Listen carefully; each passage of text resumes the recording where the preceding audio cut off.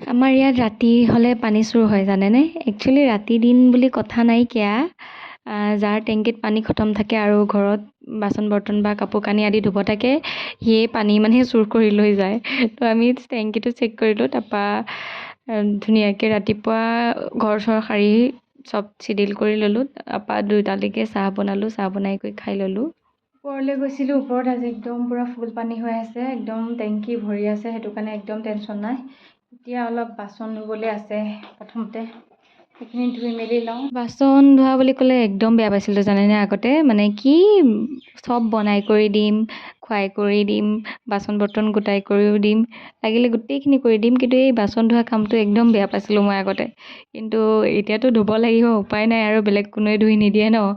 আৰু সেয়া দুপৰীয়া সাজ বনাব লৈছোঁ। তাৰপৰা দুপৰীয়া সাজত ৰাজমাহ আৰু এনেকৈ মিক্স মাছ আছিলে, গোটেইখিনি বনালোঁ। লগতে আলু 2টা দি দিছোঁ, এটা ফালি দিছোঁ আৰু এটা গোটাকৈ দিছোঁ।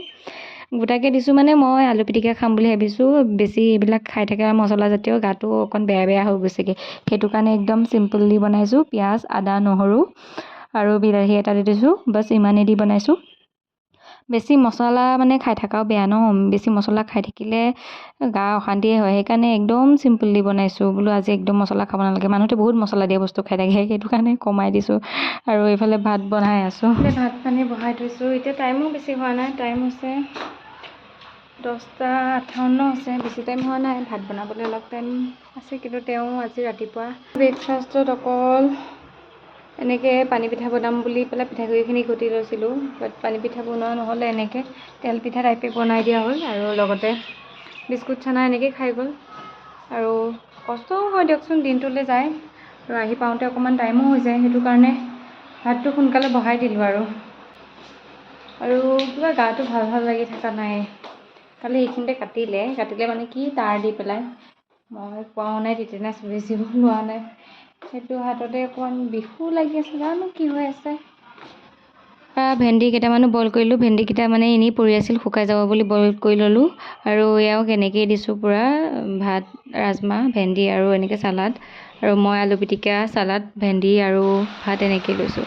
তাৰপৰা এয়া বৰষুণ পৰি আছে আমাৰ তাতো পূৰা। অকণমান বেলকনিতে ৰখি পেলাই হাৱাটো লৈ আছিলোঁ। তাৰপৰা ভিতৰত আহি পেলাই দুপৰীয়া মানে চব ভাত পানী খোৱাৰ পিছত আৰু লগতে ভাবিছোঁ ইমান খাই থাকোঁ, কিন্তু দেৰিকৈ খাওঁ, লগতে চব নাখাওঁ।